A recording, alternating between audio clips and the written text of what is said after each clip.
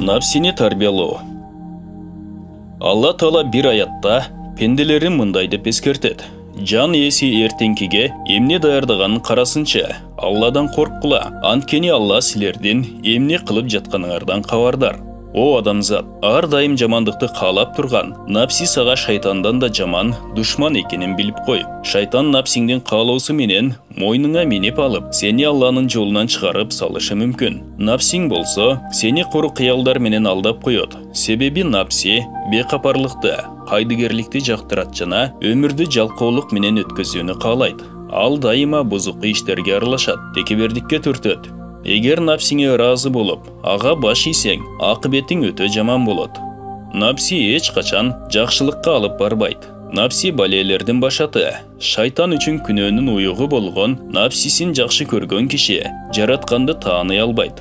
Куранда мындай деп айтылат: Алладан корккула, албетте ал жасаган иштериңерди анык билүүчү.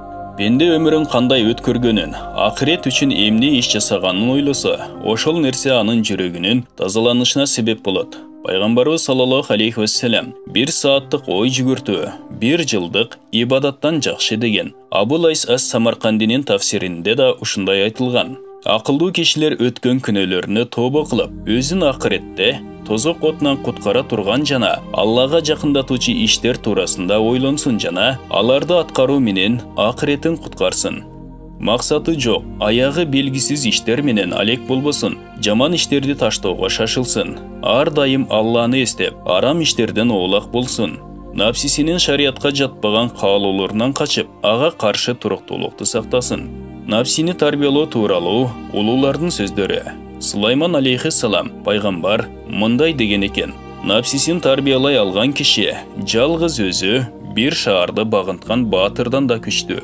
Азирети Али радиаллаху анху айтат: мени менен напсим бир короо кой менен койчудайбыз.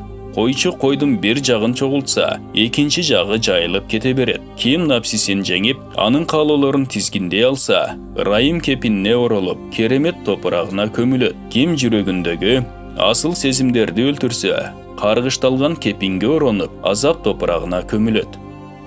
Белгилүү олиялардын бири мындай дейт: Аллага ибадат кылып, напсиң менен күрөш. Аз укта аз сүйлө, аз уктоо эркти күчөтөт, аз сүйлөө балээни тосот.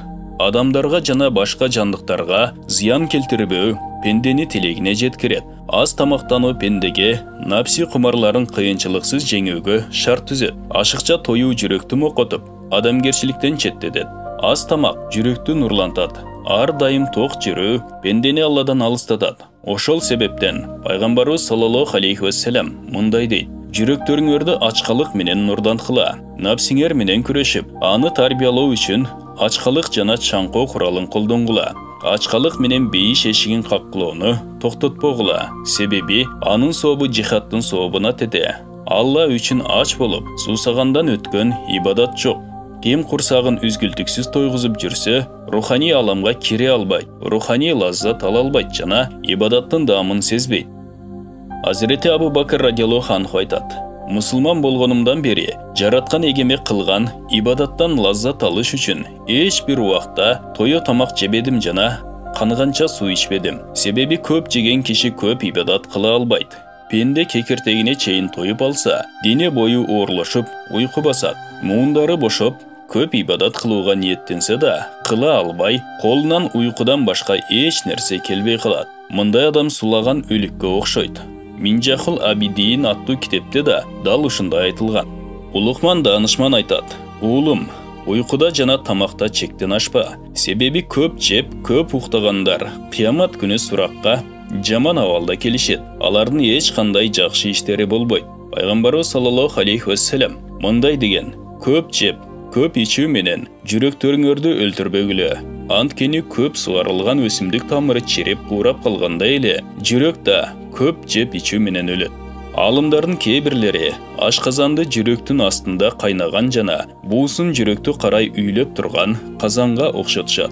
Буу көп болсо жүрөктү карартат, жада калса өлтүрөт. Көп тамактануу түшүнүктү жана билимди азайтат.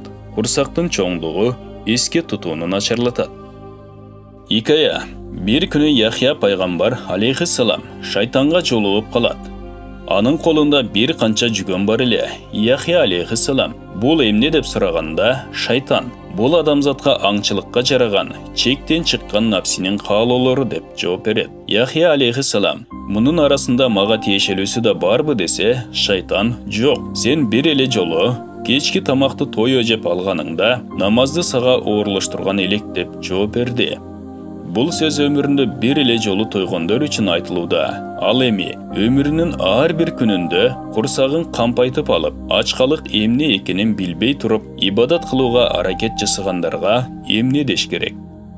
Айтууларга караганда, Яхия алейхиссалам бир жолу арпа нан менен курсагын тойгузуп алып, ошол түнү зикир кыла албай уктап калган эле. Алла Таала ага мындай деп вахий жиберген: "О Яхия, менин үйүмдөн жакшы үй таап алдыңбы? Же менден да жакын бирөөнү таптыңбы? Улуулугума касам ичүү менен айтам.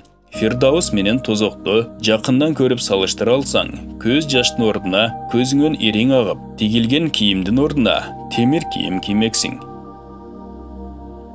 Бул баян жүрөктөрдүн ачкычы аталыштагы китептен алынды. Урматтуу мусулман бир туугандар, биздин Икро медиа каналыбызга катталыңыздар.